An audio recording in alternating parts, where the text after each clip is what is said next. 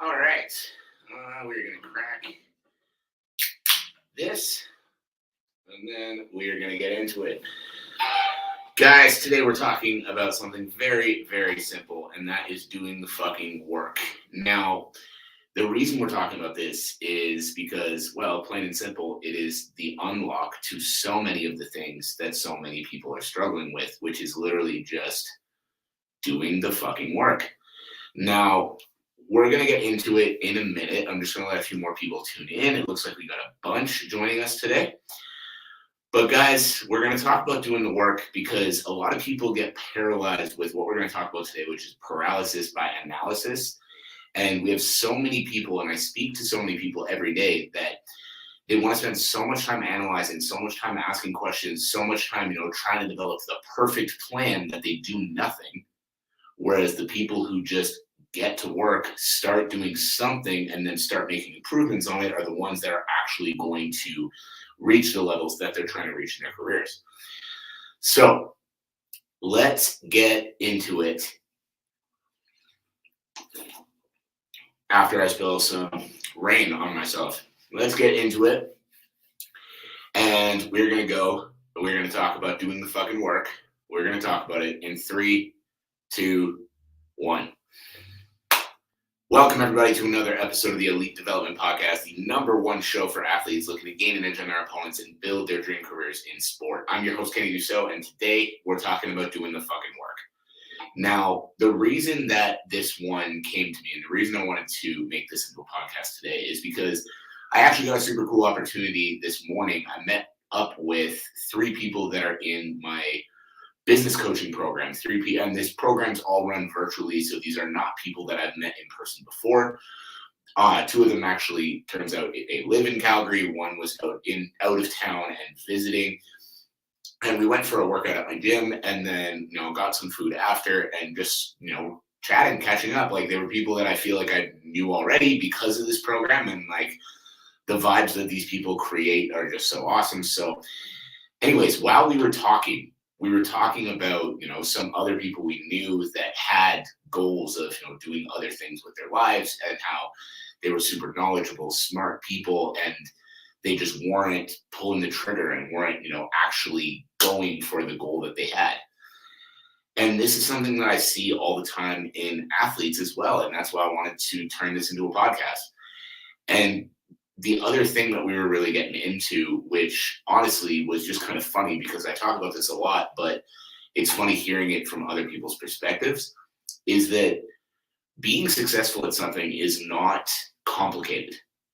Like, my journey over the last 5 years, 6 years, from like moving to Calgary with no clientele, no reputation, no nothing, to having athletes in 13 different countries around the world, 14 now actually, running a 6-figure business, having a team that works for me, doing exactly what I've wanted to do my whole life every single day, hasn't been a complicated journey. It hasn't been easy, but it hasn't been complicated.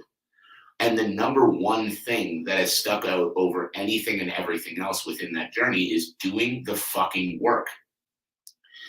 It's not complicated to build a business, but it's hard. Just like it's not complicated to build a career as an athlete, but it's hard. Because we get caught in these limiting beliefs and we believe we can't do things for some reason. And I actually posted about this this morning with the award that I won from my business coaches. I got selected out of 1,500 students as a student that showed commitment to growth, showed commitment to doing what it takes to make their dreams a reality, essentially. And the reason that I got selected was because any opportunity that I had to improve, I took. They put on an event in Australia this year, and while a lot of people were saying, oh, it's way too far, it's way too much money, I can't make it, I'm going to be away from home for so long, blah, blah, blah, blah, I said, yeah, it's a lot of money. I'm going to be away for a long time. It's not really something that, financially I want to do, but I know I'm going to get a lot out of this event. I'm going to learn from some incredible people, and I'm going to do incredible things when I get back. So fuck all that. I'm doing it. then one of my business coaches spoke on stage in Utah at one of the biggest entrepreneurial events in the history of the world. And while a lot of people weren't coming or were doing whatever, I looked at that and I was like, man, this is going to be an absolutely incredible event. I'm going to learn a lot from this event. And well, fuck all that. I'm going to take the opportunity to learn. I'm going to take the opportunity to grow. I'm going to take the opportunity to improve myself. Now, again, not saying that the reason that others might have given for not making those trips or not, going to these events or anything like that aren't valid, because, everyone's living a different life. But the reason that you are either A, going to be successful and achieve the goals that you want within your career as an athlete, or B, not be successful and not achieve the goals that you have for your career as an athlete, rely within you. It's not because of the universe. It's not because you're poor right now. It's not because your job situation isn't good. It's not because of this or that. They rely on you. And I want to get into a couple of different areas with this. Now, number one, when I talk about doing the fucking work, yes, I'm talking about, the physically showing up every single day, performing the actions that are required to improve yourself. But I'm also talking about the other side of it, which is the commitments to growth, the financial commitments that you need to make in your life, in your career, to reaching new levels. And when I say that, what I mean is that as an example, with this mentorship program, I've talked about this business coaching program multiple times on this podcast because I owe them more than I can even begin to express. But learning from these people did not come cheap. This program's not free. This was a difficult investment for me to make, but because it shows the commitment of doing what is required to reach new levels, doing what is required to be successful, as a result, I've gotten much better results from it. Now, the reason that that's important is because that's another conversation that I have with athletes. And guys, I want to reiterate again, I do not have a problem if an athlete decides that they do not want to work with me. That is not what this is about. But I've had athletes tell me, oh, I do my own research, so I take care of my own strength and conditioning. And guys, that's great. And I'm sure you can get yourself some result. But guess what? If you want to make it to the Olympics, if you want to become a professional athlete, if you want to win world titles, if you want to insert any kind of high-level goal here, figuring it out yourself isn't going to get you there. And that's not to say that you're not smart. That's not to say that you don't know a thing or two. That's not to say that you can't make improvements by doing your own research. But you don't need some results. You don't need to get some results. You need to get the best possible result that you can get in the least amount of time. And pure heart and grit work ethic is one piece of that puzzle. The fact that you're willing to work hard doesn't separate you from the pack. It welcomes you to the game. So on that note, the people who are putting in all those extra hours, putting in all that extra time, doing all that extra work, that's good. That I applaud you for it. But now what you need, if you want to truly keep separating yourself and truly actually make the difference, you need to put yourself in the position that you are going to actually be able to continue to separate, which is by getting the guidance you need to train properly. And the reason that guidance is so important is because, guys, we don't grow without it. Yes, all the information that you need to put together a proper strength and conditioning program is on the internet today. However, if you're trying to find all the information that's going to fit you in particular, the problem with that is you're going to have to wade through all the shitty information as well, and you're going to make a lot of mistakes along the way. And why that's important is because as you're making those mistakes, and the other athletes that were willing to make the investment in themselves are moving past those mistakes faster, you're losing ground, or you're falling further behind, depending on where you're at right now. So yes, the work itself is very important, but on the other side, the commitments to yourself are very important as well. And the final piece that I wanted to talk about when it comes to all of this is paralysis by analysis. On the other side of this, on the other side of, the high level athletes that are willing to do the work, that aren't committing to themselves financially, that's one side of the coin. On the other side are the athletes that are so petrified of doing something wrong that they do nothing at all. And I see this all the time. I do weekly Q&A live stream, weekly Q&As on my Instagram, and I will have people quite often come on and ask 11 different questions about 11 different things when they're barely even training. And let me explain why that is not the positive thing that it might sound like. And again, if you're one of those people, I'm not trying to call you out. I want to make sure that's clear. I understand because I've been there myself as well. But if you are, as an example, a young athlete, you're training a couple times a week, and you're just like, you're kind of getting used to the sport, you don't need to know anything about the UFC yet, because you're nowhere near there. So understanding more about what it takes to be in the UFC should not be top of priority or top of mind for you when you're at the dead beginning of your career. You get what I'm saying? Because again, great to have that information, but what's going to be more important for you to know? What are the basic aerobic conditioning exercises that I should be doing in order to help build my gas tank? Or how much do you make as a UFC champion? Probably question number one. And then as you continue to put those steps together and build the athlete you need to be in order to even get looked at for the professional ranks, let alone the UFC ranks, you can start to look at, what are the different career paths available to a high-level MMA fighter? What organizations are better? You can start to look at those other areas that you need in order to be successful. But in the beginning, why are you asking questions about the people that are all the way at the top? Have that in the back of your mind, but right now you should be concentrating on becoming the person you need to be to reach those kind of levels. Because without being that person, you're never going to need to know anything about those people at the top, because you're not going to get there.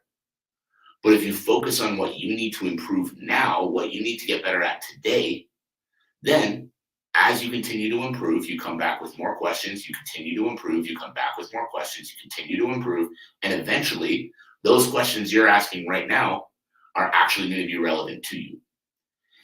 And I understand why people get stuck in this issue. Paralysis by analysis. You want to know everything. But the thing is, if you're trying to understand everything, and that means you're trying to skip steps. So instead of trying to understand all the stuff way up at the top that has nothing to do with where you're at, understand the area that you're actually in, understand the level that you're actually at to a higher degree. And then as you understand that to a higher degree, and as you continue to improve that, now you can start worrying about what's at the top. But the main thing, guys, the main way that I want to sum this up for you, the main way that I want to wrap up this podcast is, first of all, I want you to ask yourself, what information am I seeking right now that's not important to me, that's not actually relevant to where I'm at, what I'm doing, or helping me improve? And second, I want you to ask yourself, how can I replace the time that I'm spending seeking that information that does not help me where I'm at? And how can I replace that time with action that is actually going to push me forward? I'm going to give you a quick example of that in my own life, just because I feel like sometimes I come on here and I rant. And when I come on here and rant, I want to make sure that I give you action of something that, to show that this isn't some place of superiority. This is me talking about my own experiences. I remember at the last gym that I worked at before moving off on my own, we had it was a very strange culture. For a long time, I thought it was very elite, like it was very, high level and people helping each other and all of that. And then over time, it started feeling more and more toxic. And when I say that, it was almost like people were trying to put each other down, or basically just trying to pull each other down all the time by showing how much smarter they were than you. And so one of the things that happened all the time, we were coaches, we were always reading and researching and learning new things. But it was to the point where, like, if you came into the gym and you didn't have like new research that you were reading, then you were like, it was almost like that was almost a bad thing. So I was getting so obsessed with just reading new things and reading new things and learning new information and reading new things that I started reading shit that had nothing to do with anything that I was doing in the day. Like, I was reading articles about how to better train people with arthritis, and like, I train young, healthy, up and coming athletes. Like, that is not information that I need. But I was so obsessed with finding the information that I wasn't actually executing on any of the relevant information that I was learning.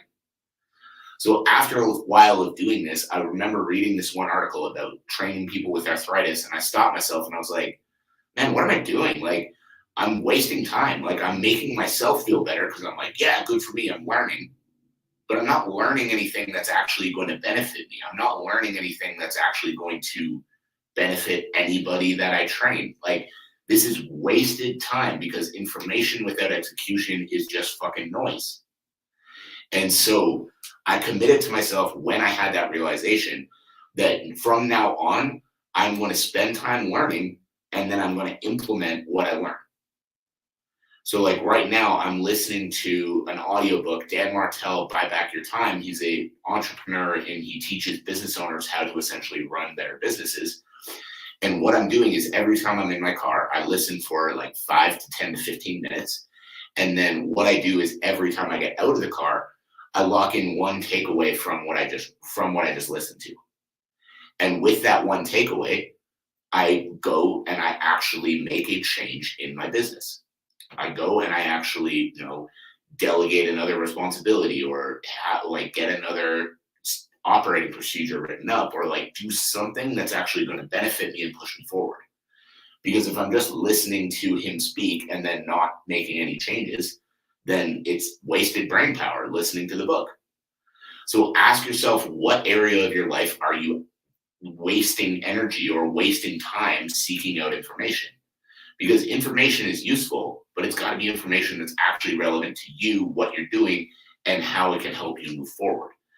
And then second of all, look at yourself as well and ask, when you are improving, when you are doing the work, are you actually focused around making the improvements, or are you just focusing on going through the motions? Are you just doing work for the sake of doing work, or are you actually intentional with what you're doing, and are you actually making the improvements that you're looking for?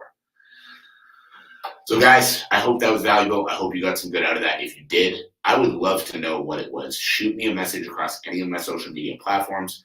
I would love to hear from you. The links on how to do that are going to be all in the show notes below.